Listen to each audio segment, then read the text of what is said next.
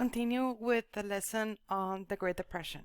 So, the election of 1932 was won by Franklin Delano Roosevelt, most commonly known as FDR. FDR actually won 57% of the vote of that election, and so it was a landslide victory for him. When he became president, people were desperate for him to just take office and try to fix the Great Depression, try to fix the problems that were already happening. And so he immediately started working as soon as he came into office to try to fix the problems. One of the things that he did was he actually held fireside chats, what he would call fireside chats over the radio. And so in this fireside chats, he actually uh, would explain to the public what he was doing to try to help their situation. And he would do this in regular language that people would understand, in layman's terms that everybody would be able to understand.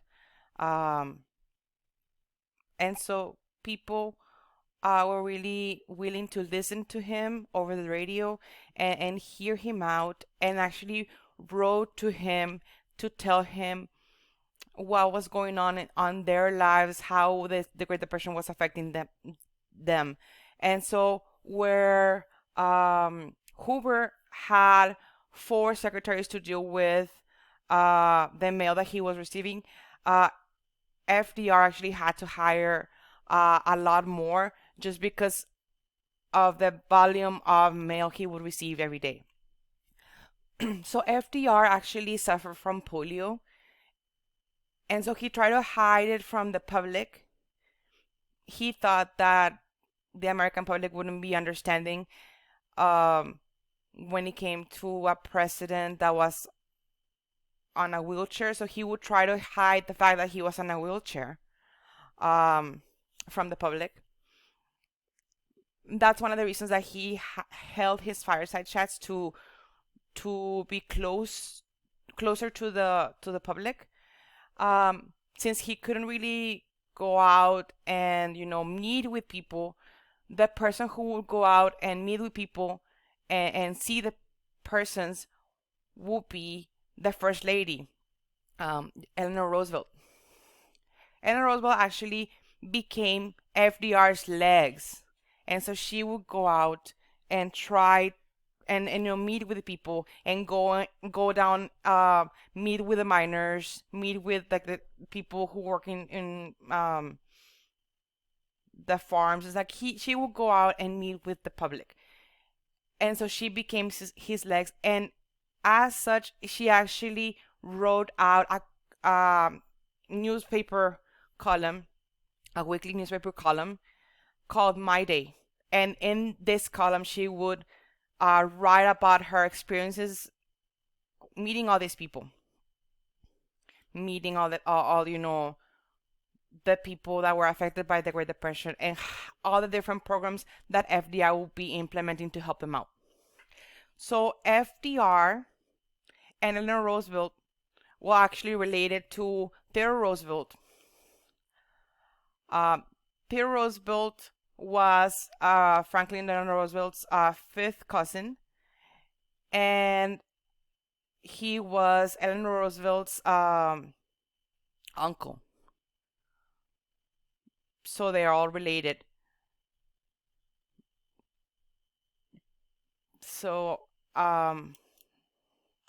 one of the things that FDR implemented when he came into office, the first 100 days, one of the things he said he wanted to implement was he wanted to implement the 3 R's: relief, recovery, and reform. Relief of people suffering, recovery of the economy, and reform. By reform, he meant reform of the financial system. So let's go ahead and talk about the first New Deal. The first New Deal are the first programs that FDR implemented. Now, these programs, because of all the acronyms that were used to identify them, they're called very commonly called the alphabet soup programs. Um, there's a huge number of programs that FDR started to implement. Um, so many that there's actually semester long classes that you can take just talking about New Deal programs. These are just some of a few of them of the ones that he implemented that I want to talk about. So one of the first ones to implement was the Civilian Conservation Corps. These programs were created as some of the programs that would help relieve people suffering. So the Civilian Conservation Corps, the CCC, what it did was that it employed. It was a voluntary public work program for unemployed and unmarried men who were ages 18 to 25, and these men would get paid $30 a month, and out of those $30, they had to send home $25. So those $30 is the equivalent of today's $590. So they would receive that equivalent a month, $30 a month, and they had to send back home to their parents or to someone that they depended on $25. And this $25 is the equivalent to today's money of $460 a month. So not only were they employed and asked to work on different programs, to help out, like repair roads, build like dams, or build like public works, but also they had to provide part of their check to their families. And also they were provided with food, they were provided with clothing and medical care if they participated in this program. So it was great for people who were for men who were actually like young and unmarried, and they wanted to the men who actually were willing to work, but they just couldn't find a job, right? Another program that was implemented was the Agricultural Adjustment Administration. And in this one, uh, uh, the administration, FDR, actually paid out money to farmers. And FDR actually paid money to farmers to essentially destroy crops, throw away crops. If they were if they produce cotton, they had to destroy part of their cotton crop. If they actually were milk producers, they had to destroy like gallons of milk.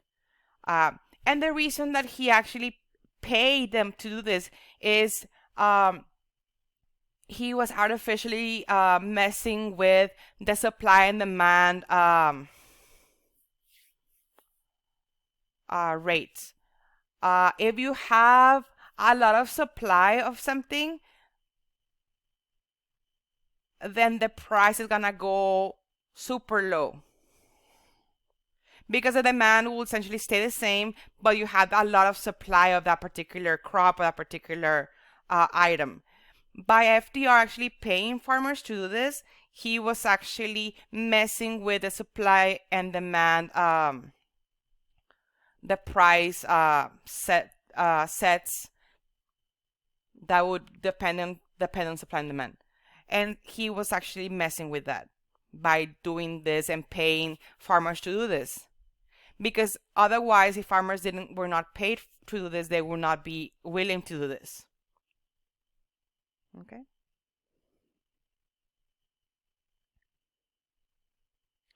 So for the recovery of the economy, some of the things that FDR did was he actually passed the National Industrial Recovery Act, NIRA. And NIRA was a series of programs that included the Public Works Administration and the National Recovery Administration. So the Public Works Administration, what it did was that it built large-scale public works such as dams, such as bridges, such as hospitals and schools and things of that nature, things that will benefit the community, the public.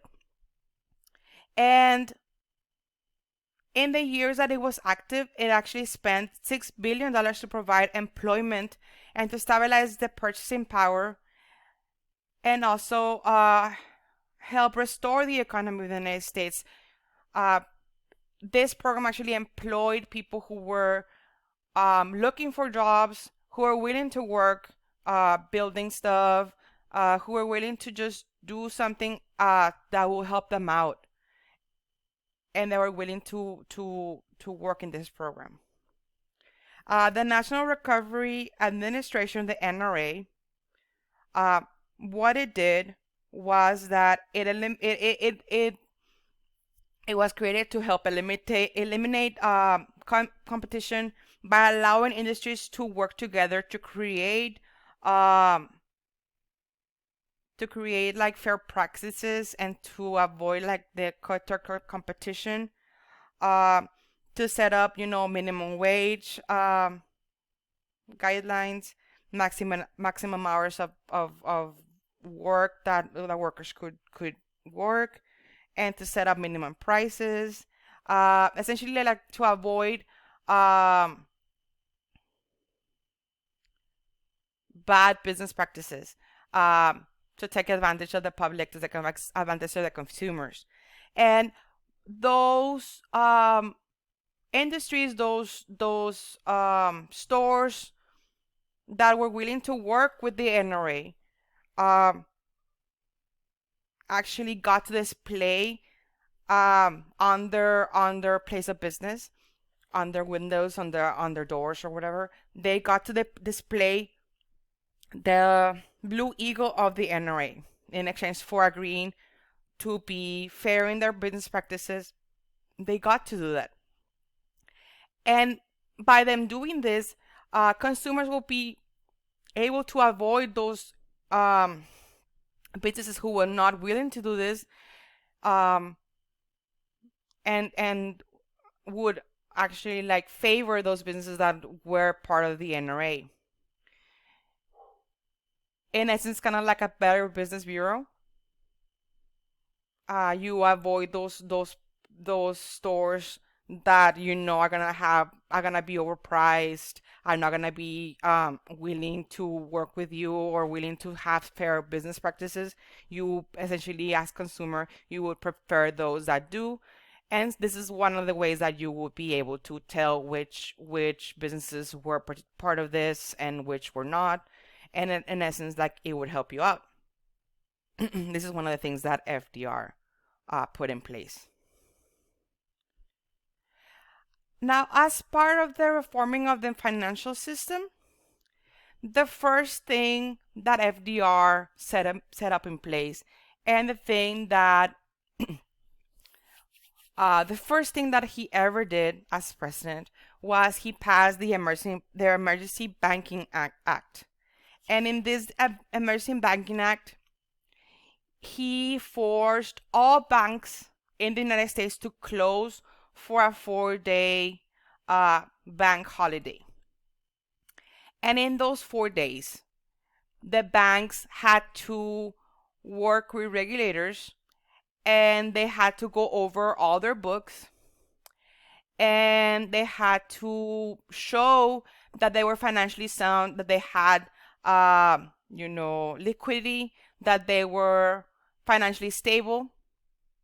If the regulators deemed that the bank was stable, that it was okay, Then after the 4 days that the banks were closed, then the banks that were stable will be allowed to open again. Those banks that were kind of like more or less like, yeah, they're okay, but they're not super 100% okay. Well, those banks were allowed to open with a warning, but they had to show at a later time that they were doing okay. Otherwise, they would be forced to close. And those banks that actually showed that they were not financially sound, that they were not doing adequate financial practices and stuff, then those banks were forced to close. And this was a way to help the people of the United States to uh, help them restore faith in the financial system, because a lot of people at this time lost faith in the financial system. And for years after that, they would refuse to have their savings in banks for fear of losing their savings or losing their money. And so this was a way that FDR tried to get people to have faith again in in the financial system. All right.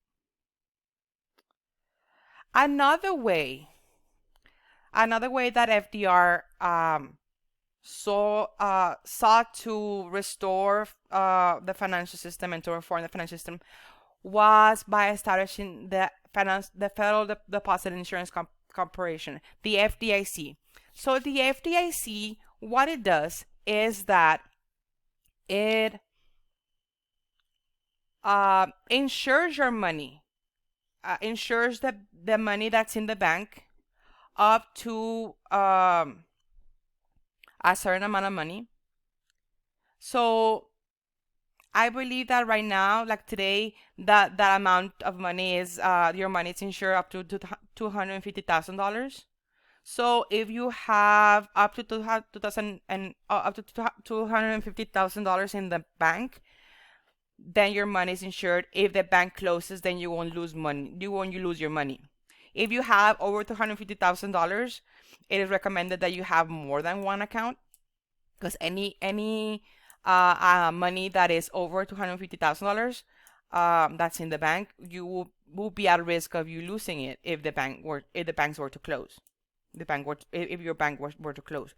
But the FDIC was meant to fix that problem that was created by banks who would invest your money in business ventures that would then not go the way the bank expected to, and then the bank would lose your money.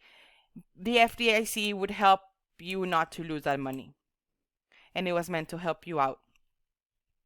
And it is still there to this day. If you ever get a chance to go to a bank, the at the tellers, the FDIC symbols there. It's always being displayed for you to know that your money is safe. Now there were a lot of opposition to the New Deal, and opposition in the fact that some people thought that it was too much, that it went too far in the reforms that FDR was trying to pass. And on the other side, there were people who said that it didn't go far enough. That yes, it was good, but that he needed to do more and to be more radical in his approach to the economy. Now, FDR is doing everything that he can think of to try to fix this.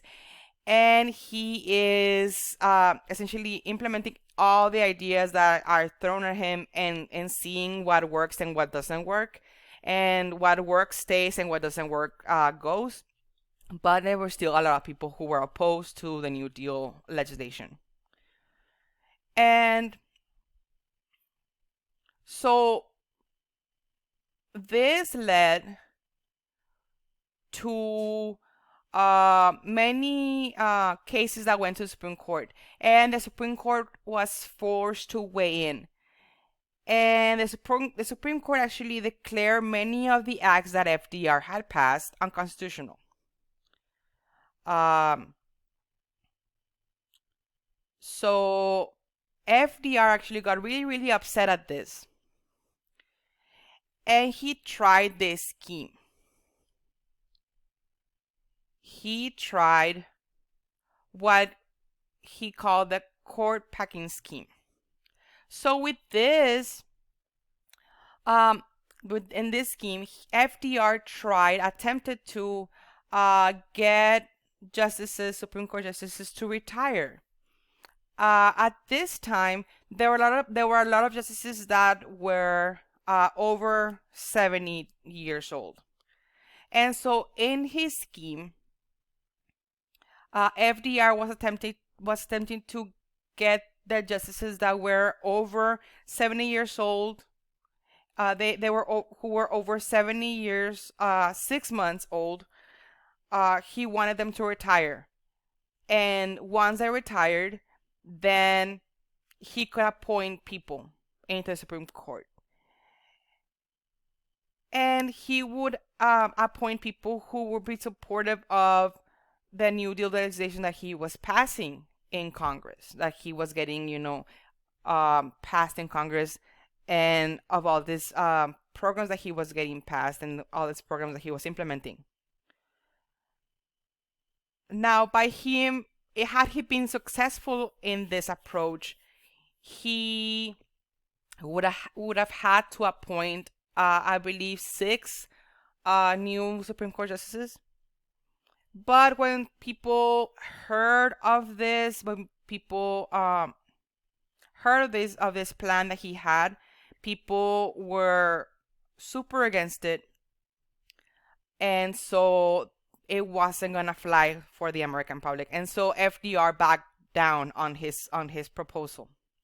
But essentially, this is why we call the first new we call the two phases of the New Deal, the first New Deal and the second New Deal. The first New Deal are those programs that were created before the Supreme Court decision that invalidated many of the programs. The second New Deal were the programs that were implemented after the Supreme Court decision.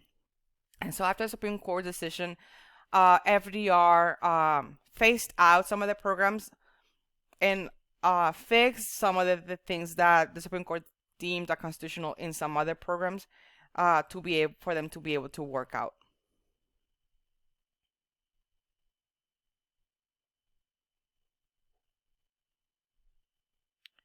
So in the second New Deal, we have the Works Progress Administration. So in this program, the WPA, in the Works Program Administration, we have that it was very similar to the PWA. So you're hiring people to, number one, do public works, but you're also hiring people who would not be necessarily able to find job easily. People like writers, people like painters, people like actors, and you hire them to to go out and do performance. For example, if it's you're hiring actors to go out and perform in a public place, Shakespeare plays, and another place for the entertainment of the public. Either writers, you're hiring them to go out and interview people about their experiences during the Depression. Also, one of the reasons that we really as historians rely on a lot on WPA resources when it comes down to slavery documents, like first-hand accounts. Some of the people that were hired by the WPA were writers to go out and interview former slaves about their experiences while in slavery. And those are the only firsthand accounts, some of the only firsthand accounts we have of slavery in the United States. And these records were created thanks to the WPA. Um, a lot of photographers were hired by the WPA to go out and document um, the Great Depression and the experiences of the public during the Depression. Uh, Very famous picture. My grandmother by Dorothea Lange was actually um, created as part of the WPA. Was actually taken by Dorothea Lange as she's working for the WPA. Martin High School was built using some funding by the WPA in part. It was built at that time. It was built in 1937, the building, right? So we have all these different things, all these different instances where the WPA actually came in. If you actually have a chance to go out and visit Laredo College, and you go and walk along the old section of Laredo College of Fort McIntosh, pay attention to the sidewalks. The sidewalks have a stamp that says WPA, and that stamp denotes that funding for that sidewalk was that came from the WPA. Also downtown, a lot of the sidewalks downtown had the WPA stamp on it, stamp on them. So go whenever you get a chance, go out and like check it out. Now the National Youth Administration, then NYA. The NYA actually provided work and education for Americans between the ages of 16 and 25. And so this program was very similar to Job Corps. And so it over the time that it was in effect, the NYA actually helped out over 4.5 million people find jobs, receive vocational training, and afford higher standards when it came to education.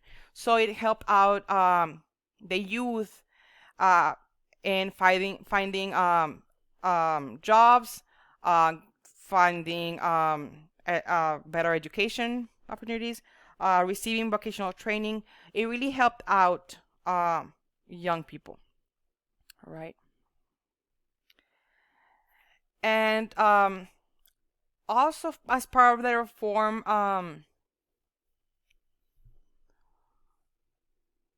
of the financial system and of everything, FDR passed the Social Security Act, like Congress passed the Social Security Act. So Social Security Act was meant to give money to people who were retired, because at this time, some of the people suffering the most uh, because of poverty were the elderly, people who are already worked and who now had to not now they were too old to work, and they couldn't they had many of them had lost all their savings for retirement. So Social Security actually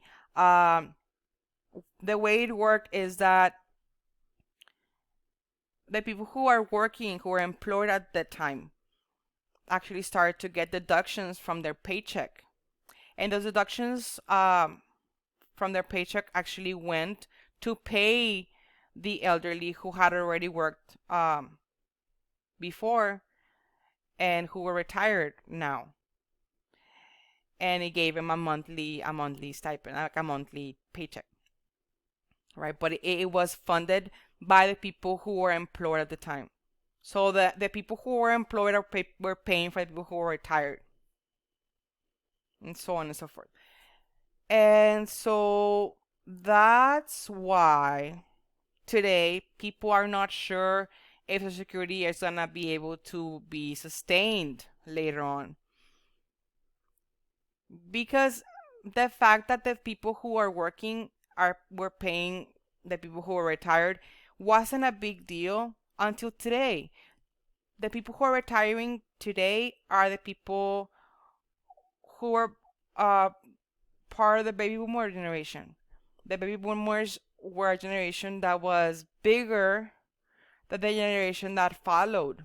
That the generation that followed. So that's why people are not sure if the system's gonna be able to be maintained the same way, or if there's gonna be the need for some changes for that. But nevertheless, that's the system that we have today. That if you retire, I mean, you if you work, you get the part of the deductions that you get are to pay for Social Security, to pay for the people who are retired at this time, right? Some of the people who were not able to receive Social Security or participate in the Social Security um, situation were people who were, for example, maids or farmers, um, people like that. So the reason that they were not able to participate in Social Security is because most of the people who participate in those jobs are gonna be African American, are gonna be black, and the Southern Democrats, um, as part of their bargaining that always goes into passing bills in Congress, they were opposed to them receiving this help that they would have been able to receive. So anyone who was, a farmer, anyone who was a maid, people who worked like that, they were not able to participate in Social Security Act, in Social Security program. Now, another program that was implemented by FDR to help out was the National Labor Relations Act and the National Labor Relations Board. So, the National Labor Relations Act and National Labor Relations Board, what they did was, um, it allowed for more collective bargaining to take place. Um, it allowed for people to have negotiations with their employers to negotiate better conditions for their work, to negotiate um, better working conditions, to negotiate, a better pay. And if they chose to go on a strike, they had to have a cooling off period of like a couple of days, so they wouldn't be like the programs, like the fights that they had in the past between management and workers. And so it made it easier for workers to talk to management and avoid strikes. Now, a lot of these programs that I'm talking about um, helped out many people, and they actually were able to um, pull people out of uh, a bad place that they were in at the time. Now the big question is: did these programs, did this New Deal legislation, um, did it help save the U.S. economy? would these programs have been able would they have been able to be carried out um for many years after this in the long run, or were they only meant to be there for a couple of years and then they would have essentially be phased out? Um, Now nobody really would know. Like historians really debate over this question. But we can say that yes, the New Deal helped out the U.S. economy, but it didn't really save it in the long run. What actually helped save the New Deal, not the New Deal, but actually helped save the U.S. economy was the fact that um, once the United States begins to manufacture more to um, to do this industrial drive, um, to participate in World War II, that's actually what saves the U.S. economy in the long run, in the end. Um, but this New Deal programs actually helped out, and they helped out big time. But they wouldn't have been able to be carried out in the long term. I don't think. In the long term, what actually helped out the economy was the fact that the United States began to prepare for World War II and began to manufacture and create jobs for people because of World War II. That's what saves the U.S. economy.